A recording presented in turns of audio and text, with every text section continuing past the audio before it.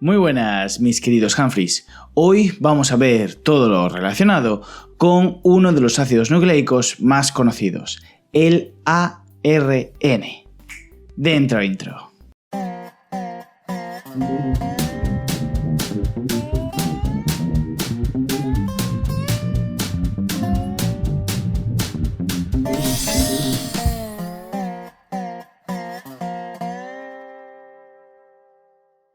Bien, como dije antes de la intro, hoy vamos a ver todo lo relacionado con el ARN. Primero, como ya dije en anteriores vídeos, las principales diferencias entre ADN y ARN vienen recogidas en la siguiente tabla resumen. Primero, tienen dos diferentes bases pirimidínicas exclusivas, mientras que la del ADN es la timina, el ARN contiene uracilo.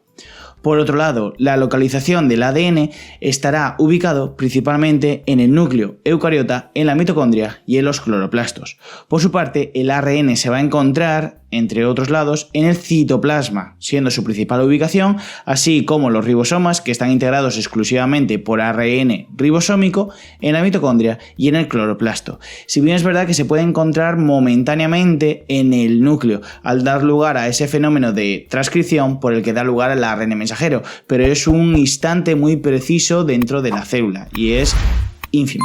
Por otro lado, tendríamos que el azúcar, es decir, la pentosa, en el ADN va a ser la desoxirribosa, mientras que en el ARN será la ribosa. Mientras que el ADN, su función principal va a ser almacenar la información genética, la del ARN va a ser sintetizar proteínas. Y, por supuesto, la cadena, mientras que el ADN va a ser bicatenario, asociado normalmente en eucariotas a unas proteínas básicas de naturaleza histónica, en el caso del ARN suele ser monocatenario, pero encontramos una serie de excepciones, así como pequeños intervalos en el ARN de transferencia, que lo veremos posteriormente, y el ARN bicatenario, que constituye el material genético de algunos virus, que como ya dijimos eran un tanto especiales. Bien, el ARN está constituido por un esqueleto de fosfato, por supuesto, como azúcar presenta la beta-ribofuranosa, es decir, una ribosa, y entre sus bases nitrogenadas tendríamos adenina, guanina, citosina y uracilo, como base pirimidínica exclusiva y como ya dijimos anteriormente. Entre los diferentes tipos de ARN que encontraríamos el ARN de transferencia, el ARN heterogéneo nuclear, el ARN mensajero, el ARN nucleolar y por supuesto el ARN ribosómico. Aquí los más importantes van a ser estos: el ARN de transferencia, cuya función principal va a ser transferir cada uno de los aminoácidos específicamente para sintetizar las proteínas; el ARN mensajero, que va a copiar la información relacionada con el gen o conjunto de genes que se está expresando; y después tendríamos el ARN ribosómico, que va a ser el encargado de integrar los ribosomas y por tanto participar en la síntesis de proteínas en ese fenómeno conocido como traducción. El ARN heterogéneo nuclear, que aparece aquí, va a ser el ARN mensajero no maduro, es decir, el pre-ARN mensajero, que posteriormente en eucariotas necesita madurar, que veremos posteriormente. Por otro lado, encontraríamos que el ARN nucleolar, como su propio nombre indica, integra el nucleolo y va a ser precursor y va a intervenir en la síntesis del ARN ribosómico. Como podéis ver en la imagen, aquí tenemos el ARN heterogéneo nuclear, que es aquel ARN mensajero que no ha sufrido ese proceso de maduración, por tanto su sinónimo es pre-ARN mensajero. Después de que sufre el proceso de maduración tenemos el ARN mensajero maduro con esa información neta copiada del gen o conjunto de genes que se está expresando.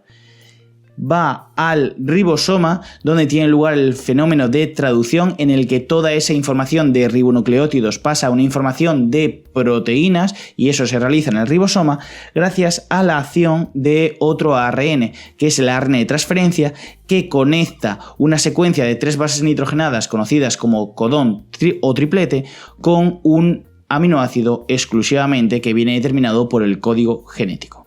Vamos con el ARN de transferencia. El ARN de transferencia, como ya sabéis, su función principal es transportar aminoácidos muy concretos, muy específicos, que vienen determinados por una secuencia de 3 bases conocida como triplete o codón. Va a constituir el 15% del ARN total de la célula, está disperso por el citoplasma y aquí lo más importante es que presenta unos segmentos con doble cadena. Es un ARN pequeño, entre 70 y 90 nucleótidos, pero sobre todo, como veis, puede generar una complementariedad intracadena que le permite generar tramos bicatenarios. El ARN de transferencia, que tiene una estructura así un tanto compleja, puede estar dividido en 4 partes. El brazo D, que reconoce específicamente una enzima que le va a añadir el aminoácido exclusivo y específico. El brazo T, que reconoce el lugar de unión al ribosoma. Y los más importantes para mí y para el resto de autores, que van a ser estos dos, porque son los más funcionales, digámoslo así.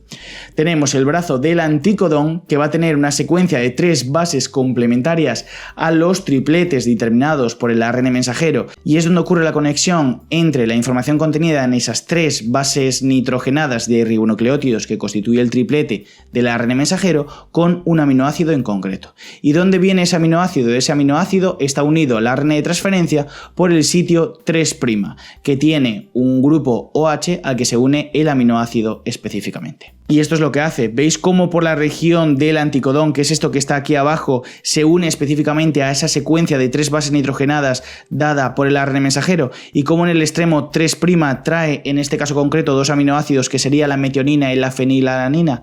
Esos 2 sitios son los sitios más funcionales del ARN de transferencia. Como sabéis, el ARN de transferencia tiene ese segmento de complementariedad intracatenario que le permite que sea a veces una secuencia bicatenaria. Esto, en consecuencia, le permite adquirir una estructura tridimensional que para la mayoría de los biólogos lo resumen y lo definen como una estructura de trébol. Decidme vosotros dónde encontráis el trébol, porque yo llevo estudiando biología casi desde que nací y todavía sigo sin ver la forma de trébol. Nunca lo sabremos. El ARN mensajero. El ARN mensajero, como sabéis, no es más que una copia de ribonucleótidos de la información de un gen o conjunto de genes que se están expresando. Tiene una vida muy breve y esto es muy importante puesto que esto delimita temporalmente la expresión del gen y solo constituiría entre el 3 y el 5% del ARN total. El ARN mensajero, en el caso de los eucariotas, necesita un proceso de maduración. Como sabéis, el ARN heterogéneo nuclear o el pre-ARN en eucariotas tiene que madurarse.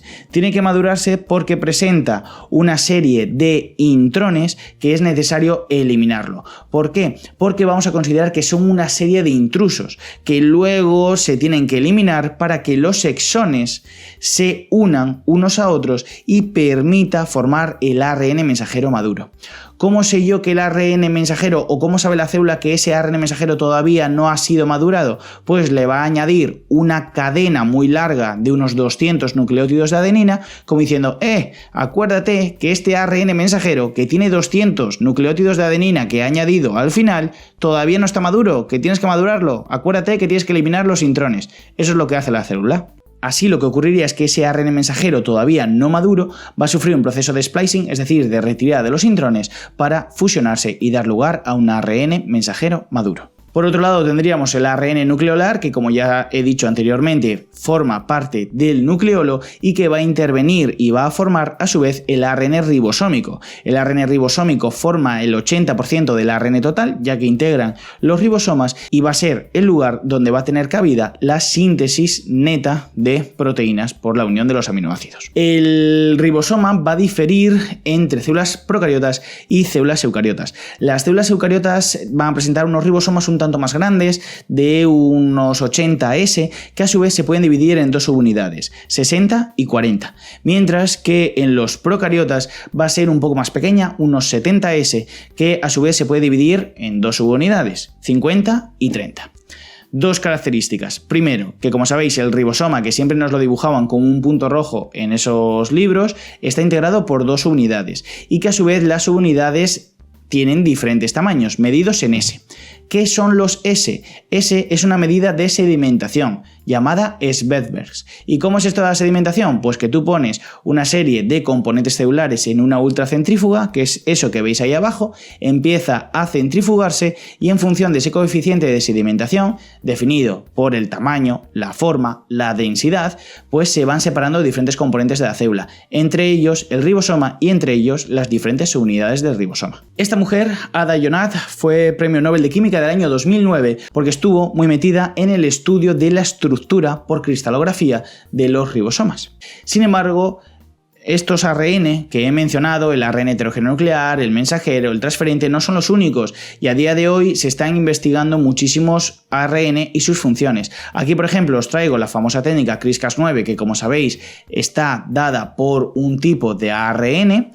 el ARN interferencia y el ARN micro o microARN, que va a intervenir en procesos de regulación de la expresión génica. Y hasta aquí el vídeo de hoy, Humphreys. Espero que hayáis aprendido un poco más acerca de la naturaleza y las características del ARN, y ya sabéis, cualquier duda dejadla por los comentarios, intentaré solventarla en el menor tiempo posible.